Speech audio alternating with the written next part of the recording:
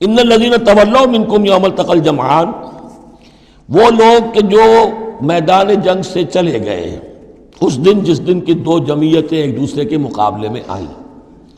یہ تذکرہ ہو رہا ہے کچھ ایسے حضرات کا کہ جو جنگ کی جب شدت ہوئی تو وہ جان بچانے کے لیے جیسے کچھ لوگ کوہ احد پر چڑھے تھے وہ ذرا اس سے آگے بڑھ کر میدان ہی سے فرار کر گئے۔ ان میں حضرت عثمان رضی اللہ تعالیٰ عنہ کا نام بھی آتا ہے۔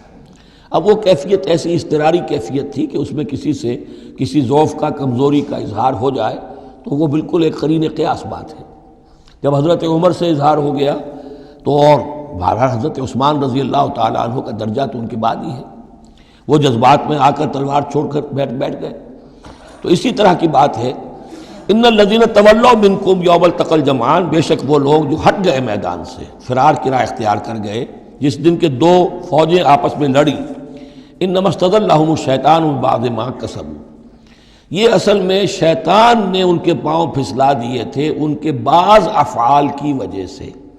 کوئی کسی وقت تقصیر ہو گئی ہے، کوئی کوتاہی کسی وقت ہو گئی ہے، اور وہ ہر ایک سے ہو سکتی ہے، معصوم تو صرف نبی ہوتے ہیں۔ اس کی وجہ سے شیطان کو پھر موقع مل جاتا ہے کہ کسی موقع پر وہ اڑنگا لگا کر اس شخص کو، خواہ وہ کتنا ہی نیک ہو اور کتنا ہی صاحب رتبہ ہو، پھر یہ کہ کہیں کسی جگہ پھسلا دے۔ وَلَقَدْ عَفَا اللَّهُ عَنْهُمْ، اللہ انہیں معاف کر چکا ہے۔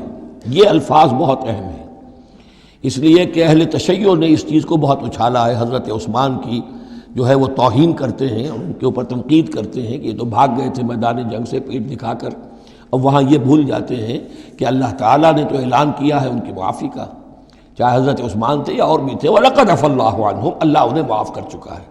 اب کسی مسلمان کے لیے جائز نہیں ہے کہ ان پر زبان تان دراز کرے۔ ان اللہ غفور حلیم، یقیناً اللہ تعالیٰ معاف فرمانے والا اور حلم والا ہے، حلیم ہے۔